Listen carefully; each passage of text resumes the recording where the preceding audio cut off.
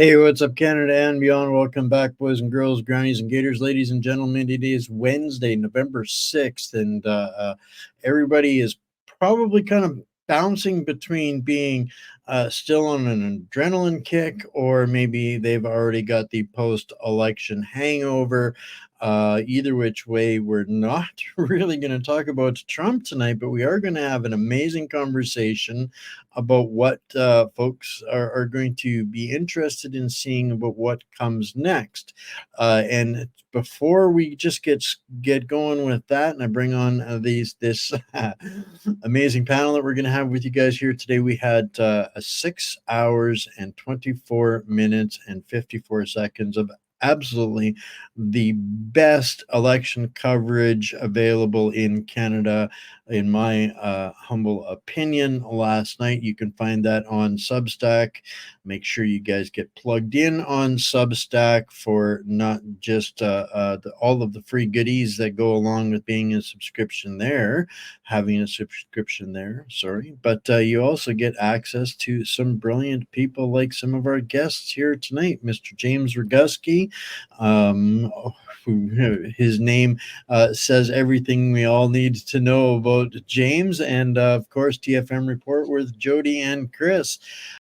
Guys, I don't know how you guys are all doing tonight, but at least the expectant mother syndrome that the whole world was experiencing seems to be over with the most polarizing, what I called the greatest show on earth last night with the election. And I kind of wanted to get people's thoughts on where they might see this going over the next short period of time. But to set the conversation, or to start the conversation, I think everybody's going to love this place of where we're going to start is with a comment made by Mr.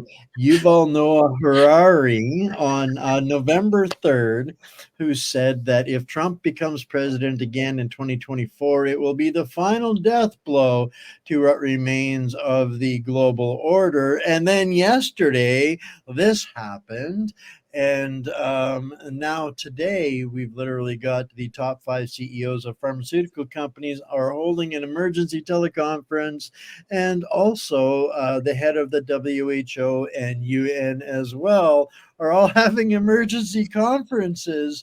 Is that just kind of the ripple effects of what might be in store for us going into the end of 2024? How about we start there? Anything interesting? Well, I mean, Noah Yuval Harari is nothing burger. He's already uploaded his consciousness into a Win95 machine, so I think we're okay there. So he'll get blue screened out, so we don't have to worry about him. Well, what's funny is this is all a facade. It's all for show. It's all part of the theater. They have to look like they're upset because Trump was their guy anyway. We knew he was poised to win the election. He was the next puppet to be put in charge of the toolbox. So this is just the next act of the play. James, your thought. Who paid for the show? What billionaires donated money to what political action committees, and are really the global order is many things, but part of it is a corporate order. Large corporations are bigger than many countries. The overall value of the stock of Apple Computer and a number of other companies, there's a Freudian slip for you, is well over $1 trillion. And, many countries around the world can't say that about their market value. And, who really has the power? A lot of it is in the hands of various corporations, the pharmaceutical companies being just one aspect of it. Yeah. This whole thing, I tend to, maybe it's my Asperger's or OCD, whatever it might be, really gravitates to patterns. And I was mentioning to Jody and Cris just before the show here that this whole thing kind of has the feel to me moving forward of like the church inquiries and Ronald Reagan's response to the alphabet agencies and them all getting spanked a little bit, things coming back into a more manageable state of chaos. And that's kind of what I feel is, we've got the Untouchables 2.0. Kennedy's going to go after, unleash Bobby the Kraken against the pharma and make America healthy again. I think that, we have to, this is part, there has to be some reality in the show in order for people to keep playing the game. Yes. So I think we're kind of at a point of sacrificial lambs. Pharma has paid some hefty fines in the past. Are we going to see any accountability or transparency being evoked out of this next peaceful transition of?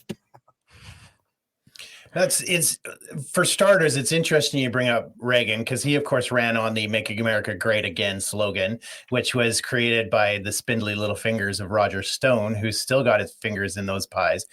But it's funny that you mentioned that because we know the World Economic Forum, they have already started redrawing the lines of national boundaries anyway, so they don't recognize countries.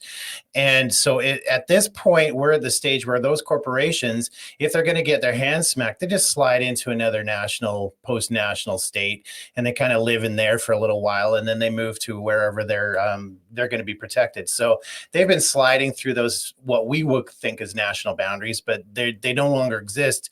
So they just find whatever haven they need to, and they sort of crawl into that shell for a little while.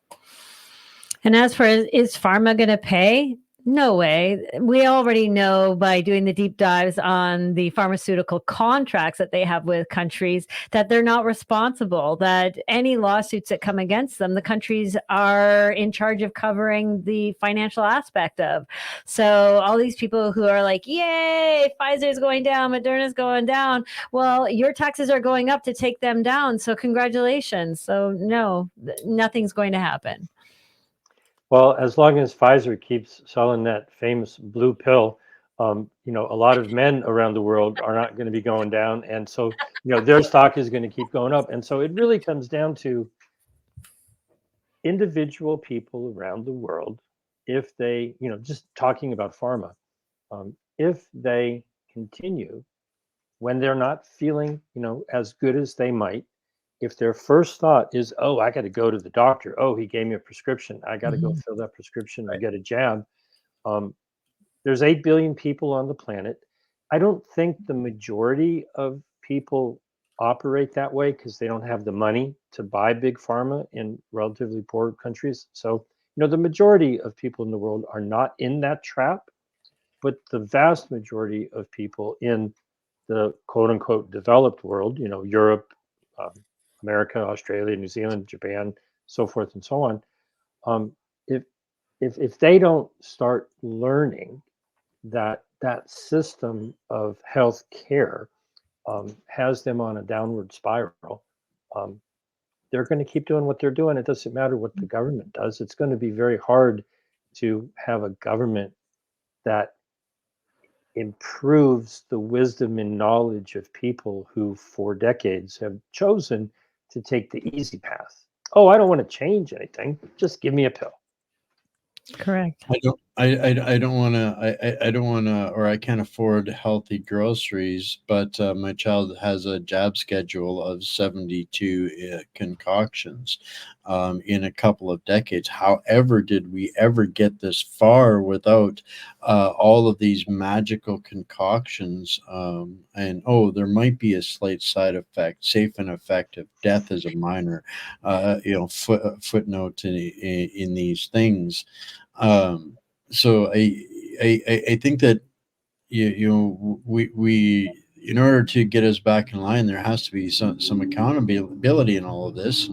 And, like him or hate him, from the political spectrum versus the reality, Trump did a lot of things, good, bad, or otherwise, in a very short period of time. I think that this biological program that was waged against us for particularly the last 5 years cannot be swept back under the carpet. In my hopeful opinion, without continuing to engage in correcting, where these institutions have gone rogue and captured and unplugging us from this global death cult called the WHO and the United Nations and the WEF is up to the people's responsibility. And it's not just to get, who they wanted into office, but we have to get those people to do the things that actually needs to get done. Am I crazy? Maybe. Well, we know you're crazy, but is that specific statement crazy? Right, exactly. I think what you're asking. Okay. And I was trying to be Well polite. played. Yeah.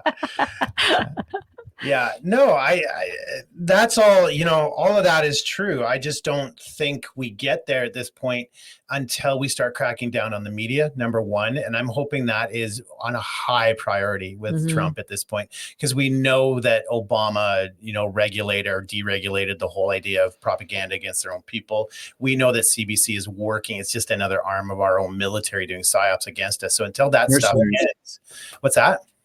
Mercenaries, by definition, exchanging money to harm people. Mercenaries. Yeah, and so until that ends, until there's consequence for lies within the mainstream media, we're still going to have an uphill battle, and it really doesn't matter what front, because it's going to come another way. We'll be so focused on COVID and the Pfizer and Moderna stuff that we don't even see the green stuff coming. And James, you're well aware of this. They're incorporating green rules and regulations into banking now, and that's how they're going to take your houses away, right? So that if we're focused over here on the past, this stuff's going to come and hit us before we even know it. And we have such an uphill battle unless we deal with the media and bring people into this authentic media fold that you and I have been trying to get going, because we need honesty in media once and for all.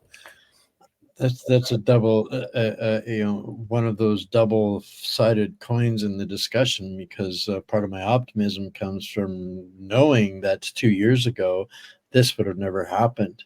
We wouldn't have had an impact on anything. And as proven yesterday, specifically, that was the death knell, the coup de grace of legacy media was the election 2024. And it's, this is the future moving forward. Obviously is going to be one of their primary targets of their top two focal points at the like they said in January at their Davos summit, combating disinformation, misinformation, I would argue missing information, and but here we are. So I mean, I see this as an opportunity and a time. How long that lasts, I don't know, but I kind of have this feeling that we may have bought a little bit of time with at least observing and being aware of the performance going around us over the last and the next coming weeks, particularly. Am I, James? Well, I've got a media story from my past that I want to share for that aspect of it. So remind me to come back to that. But let me throw you not really a curveball, but an idea as to how to look at this from a different perspective. If at some point in the future, Canada has national elections and the Conservative Party takes over control of the government, how much is going to change? Well, some, okay, but does it change, all of the corporations? Does it change all of the non-government organizations? Does it change your version of the deep state? Does it change the core structure that, runs everything? Yeah, you change the leaders at the top, and it gives the illusion of change, and there's a nudge maybe. but you've got decades, really centuries, but certainly decades of things just getting encrusted and growing. And when you've got, just a monstrous corporation dealing with every aspect, of life, changing the figurehead at the top doesn't even nick it. Mm-hmm. Mm-hmm. Agreed. Well, way back when they decided to use the internet or introduce it to the masses to do their own manipulation of us with the blue screen and all of that, and tie us and become addicted to the screen. What they didn't count on was us using it against them. I'm sure that they thought it would be their manipulation tool for a psyop on the general public, but we have caught on. We've figured it out ourselves. We've figured out how to decentralize it. More and more people, much like Wayne and LGM News, are using it to their advantage, figuring out the behind the scenes, figuring out how to decentralize so that we are more in control and less of their stuff is happening on the people, their psyops, because we're getting the information out there, which they did not count on, I think. And they say all the time that human behavior is unpredictable, and as long as we remain unpredictable and spontaneous, they will never ever be fully able to control and enslave us. And I think that that's what we've done here is we've become unpredictable. They didn't count on us decentralizing their systems. They didn't count on us every time they put a roadblock in our way of us being able to find a way to jump over it, go under it, go around it. They didn't expect us to find those hot air balloons that would save us. Essentially. And I think that we are the ones that are buying time, and we are the ones that are thwarting their plans over and over again. Unfortunately, the death by 1,000 cuts, the swarm of bees, when enough people are organized, just in the last 6 hours, maybe, I've seen at least a half a dozen things that I might be able to remember associating the election and Trump's little show where he served at a takeout window at McDonald's. Okay. One of the things I saw was a letter of resignation that he sent to the McDonald's Corporation. Okay. Another one was the woman pulling up, the woman who screamed when Trump won in 2016, pulls up in a car to the takeout window. Saw that. Another one was Kamala Harris working behind the counter, and Trump's coming up in the car to get a takeout, and so you can't pay a firm to be that quick and that creative and that ingenious. And I've got a friend who, slightly different topic, put together a reggae song about stopping the WHO pandemic agreement using artificial intelligence. Okay. I can't carry a tune, but you can tap keys, right, and use the system. And so, what I've been advocating is for people to record videos about the WHO and the treaty. And now today I did one on Tedros, and it's like, speak your mind. And it's still interesting. There are a lot of people who are hesitant to speak up, and that's a bit of a problem. But there are an enormous amount of people. I think somebody here might have done some, pretty powerful videos in the past. I don't know. But I did one with a catchy little tune in it. And when you wake up in the morning and you hear a tune inside your head when you wake up, and it's just there waiting for you, that's the kind of creativity that AI can't really do that yet. I mean, it can be used to do it, but the immediate response of, oh, he called me garbage. Oh, great. I'm going to, go get a garbage truck, and, people wearing garbage for Halloween costumes. That the organizations and government officials are too regimented in their thinking. They can't compartmentalized. They can't respond to that. They don't know how to handle that. And we need to feed that. We need to work. We're networked. Yes. We're networked against that being compartmentalized, Right. through the authentic and the independent media. And I think that, when I go back to 5 years ago when I launched my platform, and there was like three, guerrilla, podcasters in the country, and we look at this environment that we're in now, and the amount of information, and this is, one of those historical points is, whenever somebody has leverage of power, technology, the first guy was with the cannons won all the wars until everybody had cannons. Then they didn't want to fight anymore. And I think that's kind of where we've finally now tipped the scales on that, James, through the immediate response of being able to debunk, identify, fact check, humiliate, shame, and it's just these governmental agencies that are hired to do this shit, or that are programmed clone troopers that have never had an original thought in their brain. The left can't meme, and they can't find information either. I doubt most of them can even read.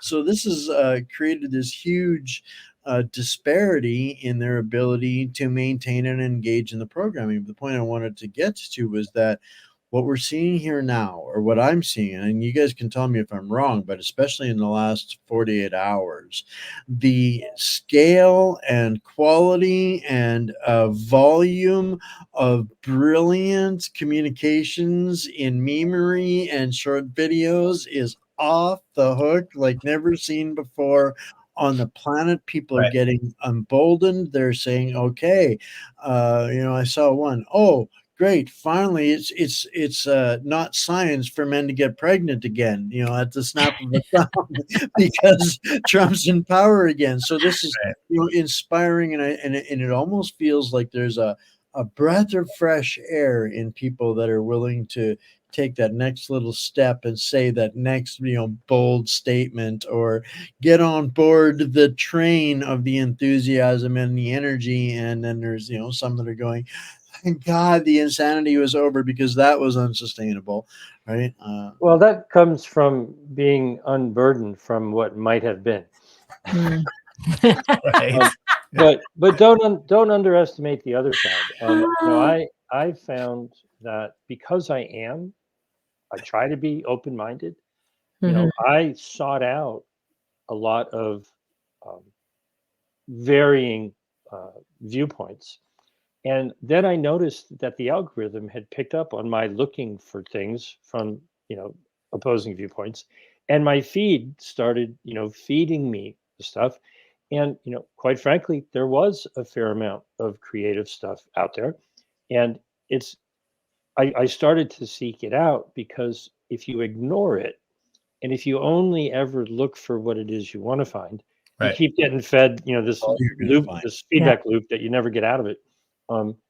And it's actually very important to listen to what they do say. I got a text message because I signed up for, I got to even look, I don't even remember the name of the group. It's a climate change group, Sunrise Coalition. And they have meetings, and I was like one of the original members from way back when, just to see what they had planned. It was years ago. And so the text message that came through today is, WTF are we going to do now? Right. So, after this, I really kind of want to poke in on that, just to see, what the heck are they? Because, they came in with, within a hair's breadth of winning. I mean, it was not as close as maybe some people thought, but still, could have gone either way.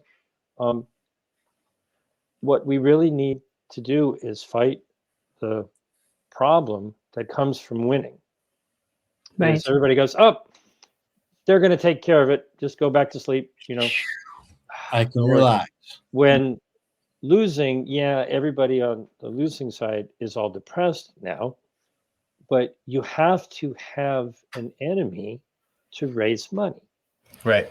So they're just going to get more money, and they're Yes. just going to do more. And they'll lick their wounds for a while. They'll be all bummed out, but then new organizations will form. They'll have some new cause, and they'll go right back to the donors. Oh, thanks for funding billion to the Kamala Harris campaign. Mhm. It obviously wasn't enough. Give us more. We need more. Right. We're yeah, that what the scary part of that is exactly it lends itself to opportunity to feed both sides, the military industrial complex, the radical lefts, the activists, NGOs, the Antifa types, as well as the freedom industrial complex, which has is even maybe a little bit more wild west than those guys, because they all follow the exact same wash rinse repeat pattern. But there's this whole cycle that we're falling into with all of that. This is a scary subject to criticize lawyers, but when I see here in Canada, Jeffrey Rath on the news saying, "Oh yeah, we got this great class action lawsuit. Yeah, it's going to cost the government billions and billions and billions," and I'm sitting there thinking, "Okay, well, what? How are you celebrating this? Because at the end of the day, oh, it's punitive. Well, they were bad. They were wrong. Yeah, they were bad. They were wrong. And I don't have a dollar left for you to squeeze out of me to pay billions of dollars in lawsuits and actions and these kinds of things." So this is exactly that perpetuating cycle where we lemming freedom fighters that we have to guard against all of these lessons that we've learned the hard way in getting here before they're going to happen again with even just the slightest illusion of convenience or safety. Right. Yeah, that's exactly right. Like when you play the lefty righty game, your side will allow the government to do things that you wouldn't let them do if it was the other side. And like you're saying, now that Trump's in, a whole bunch of people on the right are going to take their foot off the gas and they're going to go rah, rah Trump. And they took their foot off the gas while in the last 4 years, they're fighting hard. Now you got the left, they're going to be fighting hard, exactly like what you're saying. So they're going to amp up the game. They might, if they learn how to meme, we're in big trouble. Like actually meme, we are in big trouble. And I've seen them now stealing. There's a big thing in the last few months where the right is stealing everything from the left and just repeating it back to them. And so that's the war they're fighting right now. But like, did you mean it in that direction, or did you mean it in the other direction? The left is taking the things from the right and repeating it as if they owned it. And, and I'm seeing a lot of that. That has been their game lately, is just echoing what we do. It's going to look like the purge here if all of a sudden the Trump administration does to actually go about enforcing the criminalities perpetrated by all of these people. It's going to look like the purge. They're going to think that he's Hitler. They're going to scream that it's Kristallnacht. This is how they're going to look at it. They're not going to take any accountability for anything that they've taken part in along the way. So fundamentally, we're in this really fragile state. So until how do we get off of this doom loop? And then the other one that scares me, and it goes exactly to this, is there's historically, every time there's a Republican president, we have a liberal government. Every time there is a Democratic dynasty, we kind of end up with conservative dynasties. So I think Trudeau is sitting here waiting now for a giant exodus of Democratic orphans that have money that are going to come up here and shower him with gifts, and he'll find a way to launder it for him up here at your service. He's still got some time, to be the intermediary on that. So I'm all for that. I'm like, let's just take everybody who's a conservative and go to the States, and everybody's a liberal come to Canada, and let's just leave it like that. See you later. Bye. But that's still not going to solve anything and everything, because they have all the guns. We're going to get 3 or 4 rich people, and we're going to get every MS-13 guy they haven't rounded up yet in the United States, and that's who we're going to get in Canada. So are you saying that the snowflakes should head north? Oh That's no, what he we are said. drowning already, James. That's right. Is what I'm afraid of. But Trudeau will welcome them. He's got an election coming up. He needs all the help he can get. What I would really like to When see- is the Canadian election mandated? Isn't it next year, next Yeah. October? October? October, Okay. yeah. But I don't think we're going to get there. But what I would really like to see, if Trump is who he claims he's going to be, and he keeps talking about draining the swamp, what I'd really like to see him do is actually pardon the J6ers. You want to drain the swamp? Start there. Let those people who were actually just talking, protesting peacefully. They didn't do anything wrong. Okay, they walked into a federal building, but their taxes paid for that federal building, as far as I'm concerned. They didn't do anything wrong. And a lot of those people that are sitting in prison right now were actually doing nothing but praying or actually trying to save people. So you know what? If you're going to do something and prove that you're different from every other president, then do something for the right and for the people, actually. That's what I would like to see. Well, I think we have to lean on the new administration to recognize what's going on in Canada for what it actually is a hostile coup by unelected foreign entities, aka the hashtag WEF Fourth Reich, and their parachute in fixer, mafia syndicate fixer, Mark Carney. Yep. And start addressing some of this. People are starting to blatantly see the connections between these foreign interference and asking why is their intervention not being recognized as foreign interference. So this is, I think, a sore spot. And at this point, Trudeau. Are you guys familiar with the Cloward Piven strategy?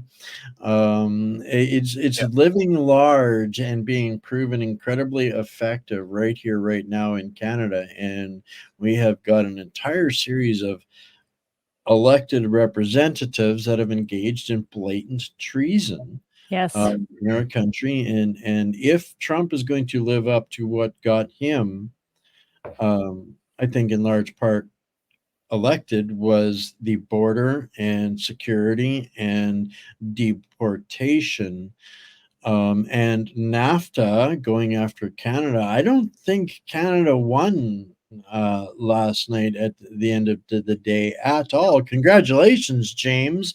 You guys might get a moment to breathe a little bit with Trump being the disruptor that he is, but I think Canada's in a pickle here.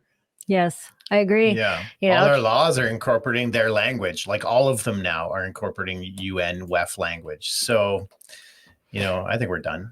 Well, not only that, when Trump was president in the past, he destroyed us on NAFTA. Our taxes went up, U.S. taxes went down, and they got more free stuff, and we lost a lot more manufacturing. So Trump's back in charge, and Canadians that are cheering and going, yes. I'm going, why? He doesn't care about Canada. He's an American.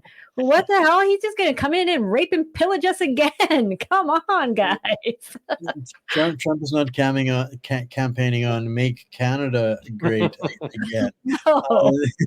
People aren't really hearing that. We've got some serious other nightmares, and this is where I'm going to swing this over and pull up this clip that James has in his Substack, and of course I'll make sure that everybody has a link to that in my Substack tomorrow. But I think everybody needs to hear what Mr. Tedros has to say, and then we're going to talk about how convenient our government still is into being the first post-nation state show pony of Herr Klaus. The serious challenge that's posed by anti-vaxxers, and I think we need to strategize to really push back, because vaccines work. Vaccines affect adults, and we have science evidence on our side. I think it's time to be more aggressive in pushing back on anti-vaxxers. I think they use COVID as an opportunity, and all the havoc they're creating. So I wanted to, before you get started on that, James, and James has got a little project for folks to tie into as well here. But we're all here, I think, pretty familiar with how diabolical Bill C-293 is.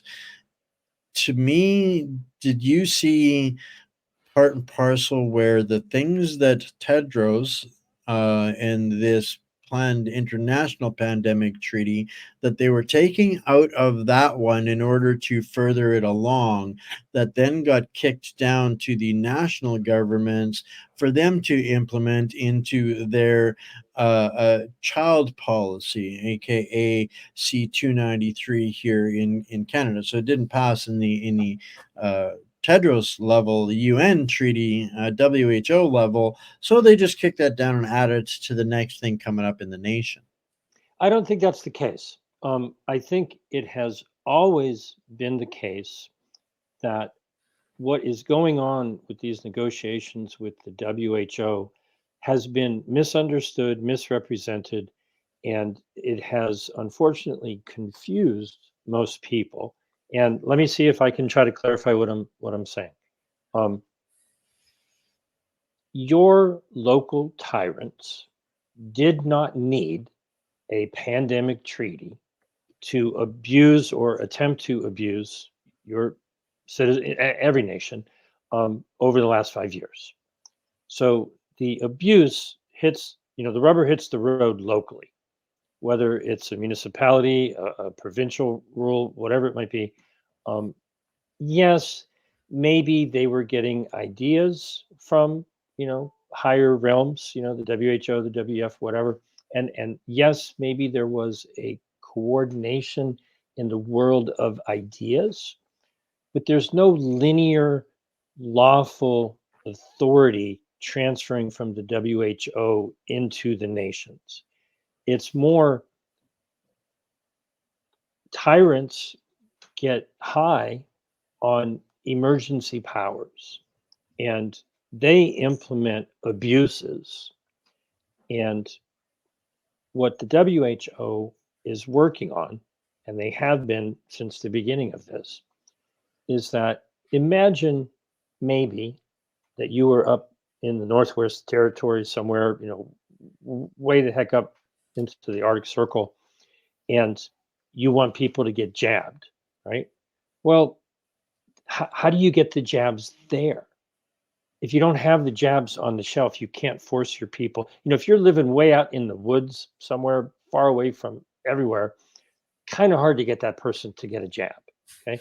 Imagine you're in the Kalahari, or savannas of Africa, or, the outback in Australia, or some Pacific island or somewhere. You were way down the totem pole in the global distribution network.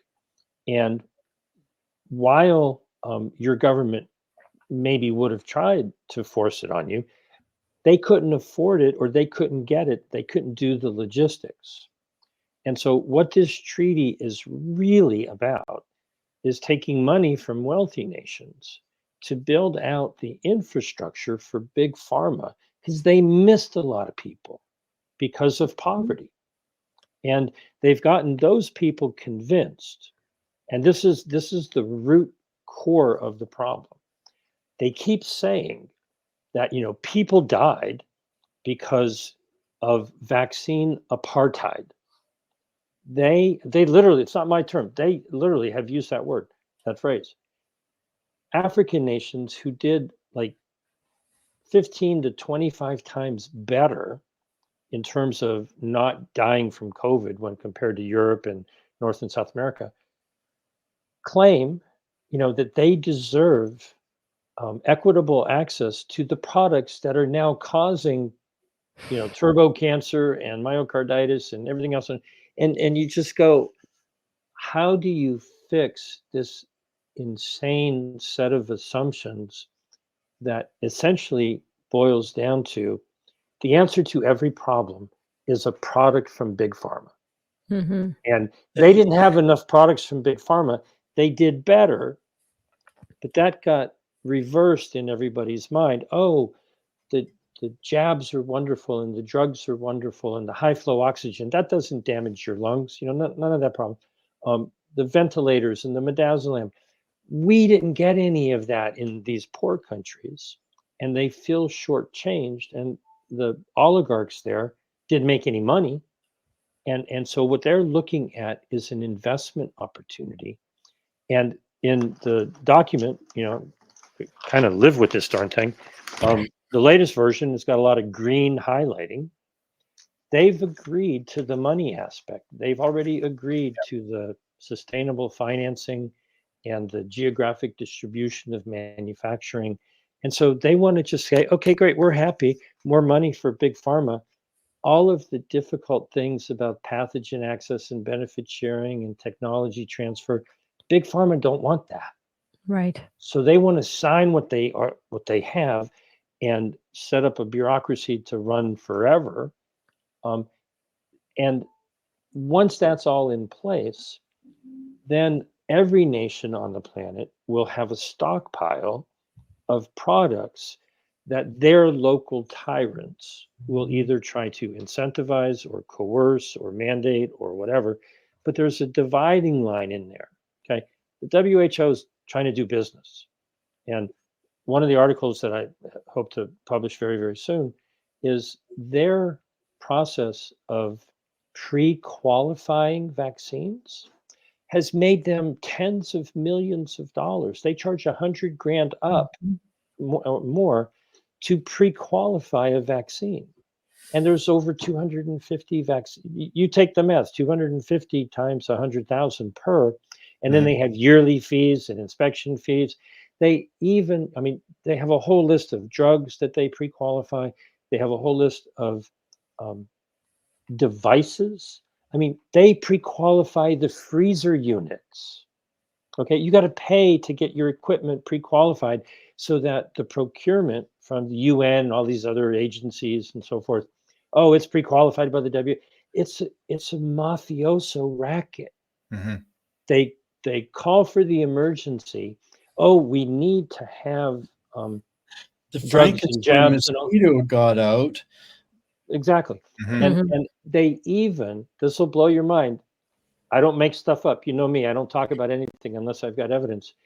They even have a list of pre-qualified male circumcision devices because you got to pay to play. You got to, and the idea is, you might have some HIV on the tip of your penis, so we got to chop that off and save humanity. Oh, that took a dark turn. I'm not liking where this is going now. Glad I'm a girl. Well, one out of the four of us isn't worried about that, but it's a multi-million-dollar business operation. It's racketeering. You create a need for regulatory pre-qualification. You charge fees for it, and then whoever gets qualified, because they're playing the game, is in line for the procurement of these billions of dollars worth of product. It's really not hard to see once you look at it. Exactly. Really, it's back to that 72 jabs for a child's jab schedule to predictably manufacture, create, track, and data analyze through their consumption and everything moving forward, everything that they're going to be able to upsell that product, aka the individual being the product. How much pharma can they upsell that before the product drops dead of some unknown and surprise tragic event that nobody could have predicted. But so to give a clear answer to your core question, they're off in the business realm. They want manufacturing, production, literally a global distribution and logistics network. And they want to make the products, authorize them, get paid for all of that, have them sitting on the shelf. And that is very different. It's an important part of their business model around the world. And locally, things like C293 bring in every aspect of society And where they really tie together is in what a lot of people have misdefined, improperly comprehended, One Health. Okay. One Health isn't what it sounds like. That's a 1984 Newspeak confusing term. Okay. It's not like a one size fits all mandated health. It's not that at all. The clue is in the one word change that they made in Annex 1 of the IHR amendments, where they changed the word surveillance to preventive surveillance. Way back in 1969, when they started all of this, surveillance meant, oh, you got a container, well, not a container ship back then, but you've got a cargo ship, maybe with some wheat or some other food in the hold of the ship, and maybe some vermin have gotten in there and they've got fleas on them and it's transporting some kind of plague or whatever. You got to check that at the border. You've got to be able to quarantine and deal with that. Well, in 2005, they said, well, that's not good enough. Let's look into our healthcare system within your country.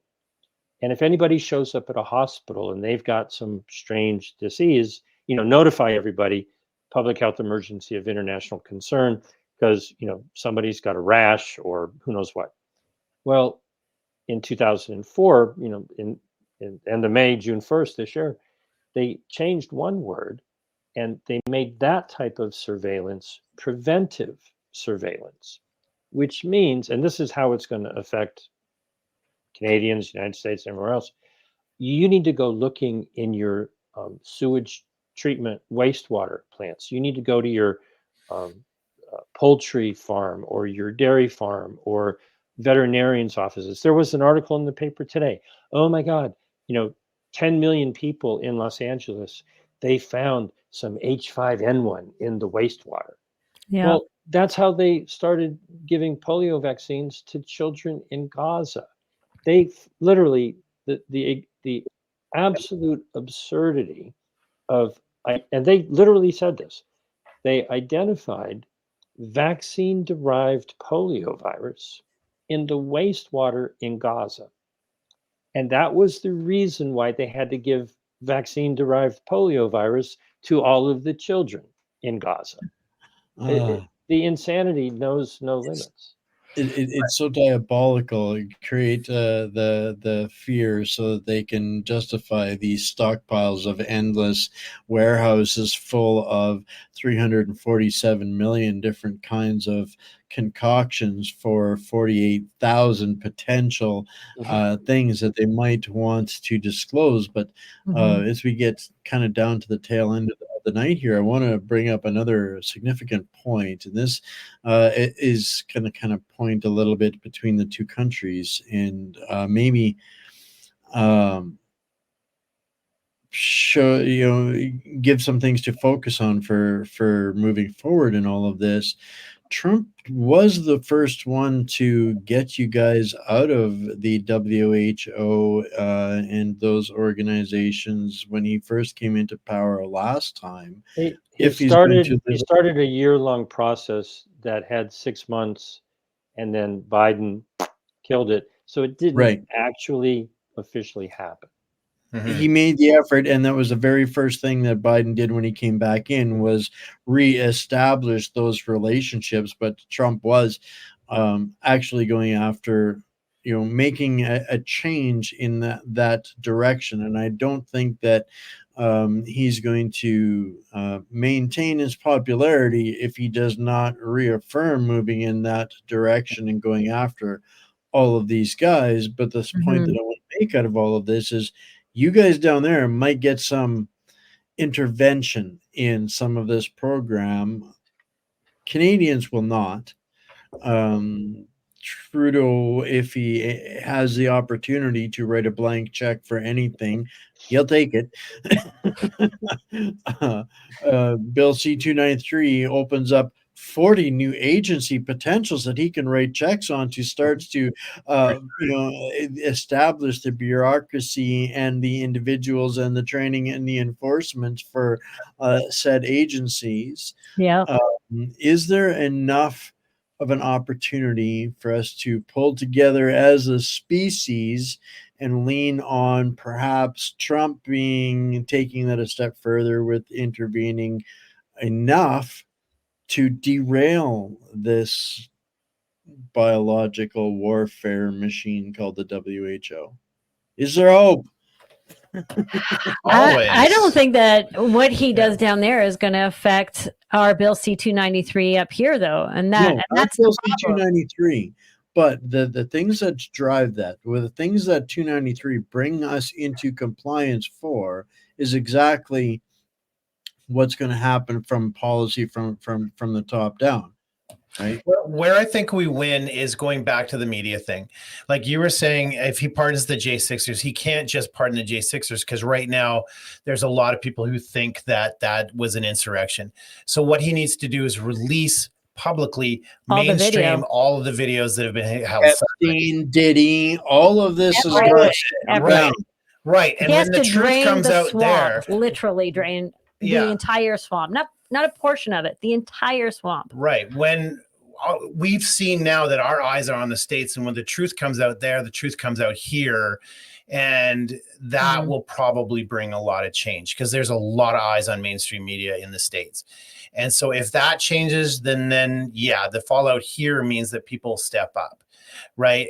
Or does it bring Mark Carney in even sooner to stomp on what's happening? Or does it cause the rise of the immigrants? You know, if everybody is aware of the information, I don't care if people took the bioweapon jab. What I care is that they were given all of the information, all the proper information ahead of time to make that choice. And so if we have all of the information and we have the right to informed consent on whatever we do, then I'm okay with whatever choices people make. So does that kind of qualify as what you would like to see happen next? Yeah, that's put me down. Cool. James, what would you like to see happen next? Couple of adjustments to the things that were just said. Somebody pointed out to me that draining the swamp is not really a good way of putting it, because swamps are actually wonderful, biological realms. It's really that you have to flush the sewer, because that's where all the shit and the rats are, right? And that better defines Washington, D.C. I certainly think that I'm an optimist, and what I would like to see happen is more and more people realize that we've made a tiny little change at the head of the beast. Maybe Trump is going to do some good things, maybe not so much, but underlying all of it is a government that has people who think that they are entitled to decide things about your life, and they've got, whether it's used to be civil service jobs or whatever they want to call it, they're not going anywhere. They're still there. They might have free reign under one administration to do whatever the heck they want to do, and they might be a little bit more constrained to do what they want to do. But what they're not doing is properly checking the manner in which the corporate world abuses regular people. And the issue is, some of the corporations have just flat out bought the regulatory agencies, and they're working hand in hand. That is fascism. Well, if all you're measuring is stock prices and corporate valuations and all that sort of stuff, fascism works really, really well for the people who profit from it. But it's unbelievably abusive, like, with Facebook and other, censorship and all that sort of stuff. People need to understand who the enemy really is. And Tedros and the WHO and the UN and the Democrats and the Republicans are just the puppets. And it's the big governmental agencies that are working with corporate America and worldwide corporations, that those forces put together in a public-private partnership do not even, there's no way to even listen to we the people. With these little tiny puny WHO treaty negotiations, there's 400 civil society organizations who are allowed a seat at the table. They get to give their input and attend the meetings and all that sort of stuff. I call them, they're not relevant stakeholders. They're special interest lobbyists. Correct. And of course, they want an international agreement to shovel money in their direction. Mhm. Yay. Right. Yeah. We have There's something else 170,000 of them in Canada alone. How many? 170,000. There's Yeah. your problem. Yeah. 100%. Exactly. And you touched on something that made me think of a video that Cris showed me earlier today, which was Chrystia Freeland's speech welcoming Trump, if you want to call it that, to the seat. And she made the comment in her welcome speech that they have enduring friendships that they've made, and those people are still there. So we're going to continue to work with those people. And I said to Cris, that's it. She just said it's a uniparty. It doesn't matter which head of the snake you take off, because the body still exists as one, and those people are still there. So at the end of the day, it's not the representative that we see, it's the snakes behind the representative that need to change. And the people are the only ones with the power to actually make that change happen. So I've just come up with an analogy here, because I'm hearing this in my brain, where these issues that we're facing. If we look at this from different levels, this is the fight for humanity in a giant symphony, and every one of our nations is playing a different instrument, and we talk from how we play that particular instrument that is ours, without realizing how much power we have within that giant symphony. And it is really just a cacophony right now, because everybody is blowing their horn out of tune at the same time on full max, and we haven't quite figured out when it's our timing to hit that note. And maybe there's some opportunity with some of the time, perhaps, that some interventions that may have sprung up these last few days. Maybe that bought us a little practice time to get our symphony a little bit more in line. Does that make sense? Right. Well, maybe Trump winning will emblazon and embolden people here again, and inspire some hope and encourage them to rise up. If they can make that kind of a change in the States, maybe we can make the same kind of change here. So maybe that's what it has done. Trump taking the win. Maybe it has inspired hope here and inspired action here.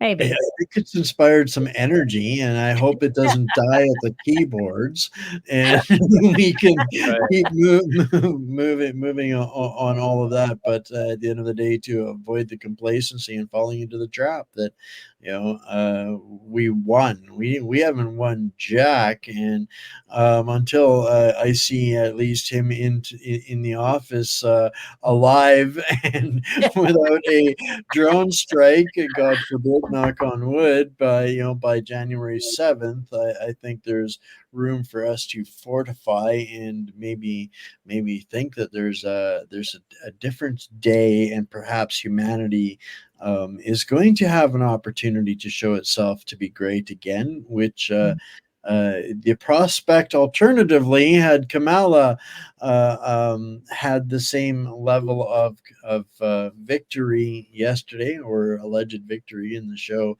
I would find it really hard to be smiling at all today, to be honest, regardless of political stripe. Right. And going forward, though, one thing, I'm totally going to a whole different area here. Excuse me. One thing that I would like to see more discussion on is consumerism. And I don't think we have enough discussion about that. Like James was saying, people are saying that, Africans have to have more access to pharma. That is a very UN agenda type of thing. If you look at the sustainable goals wheel, most of that, if you look at under the light of they're just creating more consumers, we're our own slaves. We are own slaves to our own. We do not want to give up our stuff. And until we're ready to do that, so there just is not enough discussion about consumerism and getting off of that wheel. When we take that power back and are ready to let go of everything, then we can fight without abandon.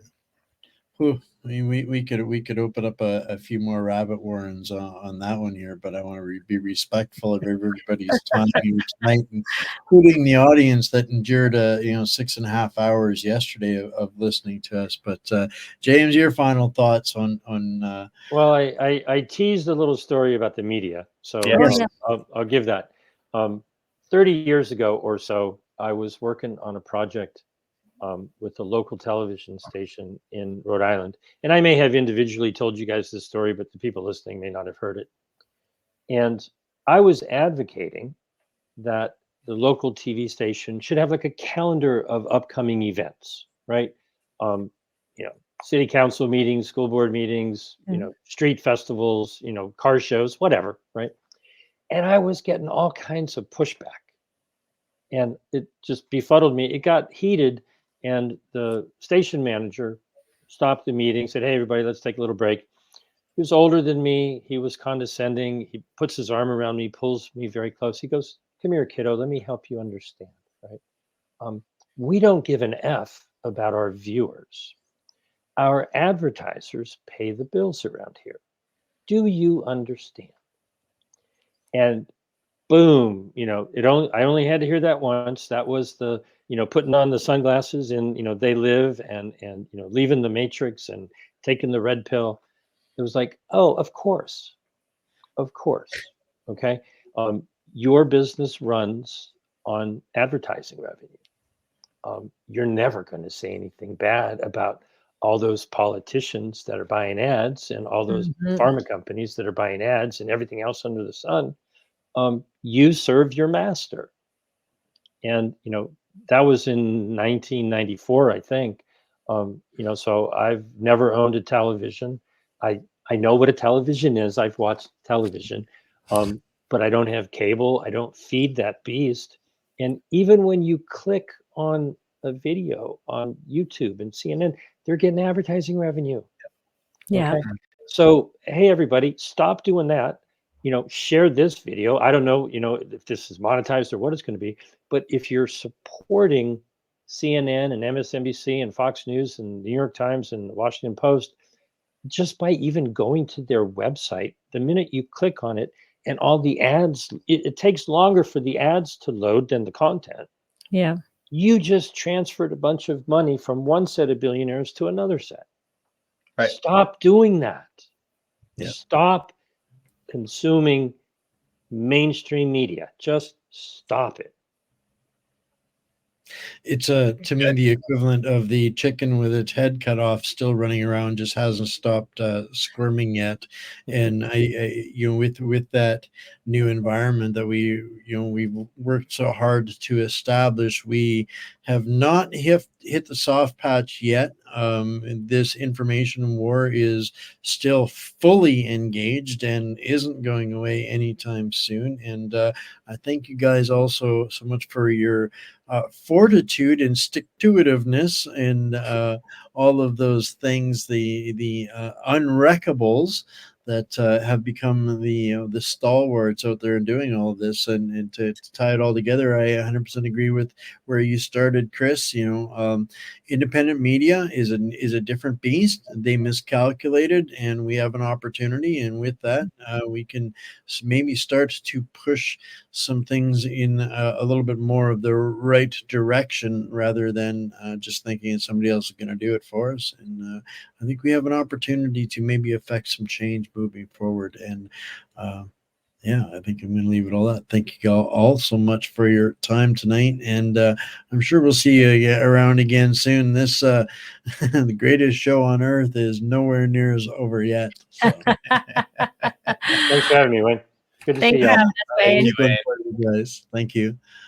All right, guys. I'm definitely cutting it a little bit shorter tonight. I'm losing my voice. This has been like 12 hours of streaming in the last couple of days. Lots to think about and consider. Lots underway. I got to be honest. I was so wiped out that rather than putting a show together with a bunch of news and clips and all of the work that comes with that, I thought I would get some people that are smarter than myself and let them do the talking. So I hope you guys found a little bit a little bit outside of the norm. We have much to consider and think about and digest through the election hangover these days. So I love you guys all. Support the independent journalists. Definitely find us at whatsupcanada.substack.com.